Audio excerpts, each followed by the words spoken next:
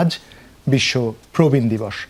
জাতিসংঘ ঘোষিত এই দিবসটি প্রতি বছরের 1 অক্টোবর আজকের দিনে আজকের এই দিনে সারা বিশ্বব্যাপী পালিত হয়। 1990 সালের 14 ডিসেম্বর জাতিসংঘের সাধারণ পরিষদে 1 অক্টোবরকে আন্তর্জাতিক প্রবীণ দিবস ঘোষণা করা হয়। এরপর 1991 সাল থেকে আজকের এই দিনটি পৃথিবীর প্রতিটি দেশে প্রবীণ দিবস হিসাবে পালিত হয়ে আসছে। জাতীয় প্রবীণ নীতিমালা অনুসারে বাংলাদেশে 60 বছরের বেশি বয়সী ব্যক্তিদেরকে প্রবীণ বলে অভিহিত করা হয়। যে কোনো দেশেই মোট জনসংখ্যার একটি বিরাট অংশ জুড়ে থাকে প্রবীণ জনগোষ্ঠী। এটা আমাদের সবারই জানা।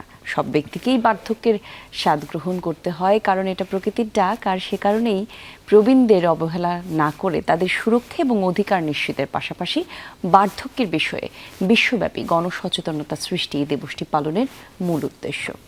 এবং যদি একটু চিন্তা করে থাকি জুবাইর, আপনি দেখবেন প্রত্যেকটা মানুষ যখন বার্ধক্যের জীবনের একটা পর্যায়ে যে পৌঁছায়, তার আগে কিন্তু তার একটা জার্নি থাকে।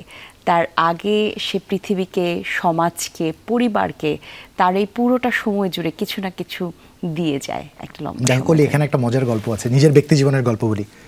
ধরো প্রত্যেকের একটা স্বপ্ন থাকে যে আমি গ্রেসফুলি আইল গ্রো ওল্ড, বা আমি আমার জীবনে একটা চমৎকারভাবে একটা পরিসমাপ্তির দিকে যাব। এই একটা জায়গায় ব্যতিক্রম, বুড়া হতে চাই না।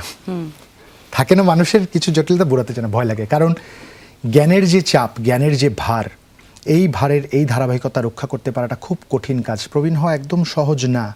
একটা লম্বা সময় জীবনের যে অভিজ্ঞতাগুলো তিনি সঞ্চয় করলেন, সেই সঞ্চিত অভিজ্ঞতা দিয়ে নিজের জীবনকে উপলব্ধি করলেন। অগ্রজ কনিষ্ঠ কেউ এসে যখন তাকে জীবনবোধ শেখাতে যায়, তখন এটা খুব যাতনার।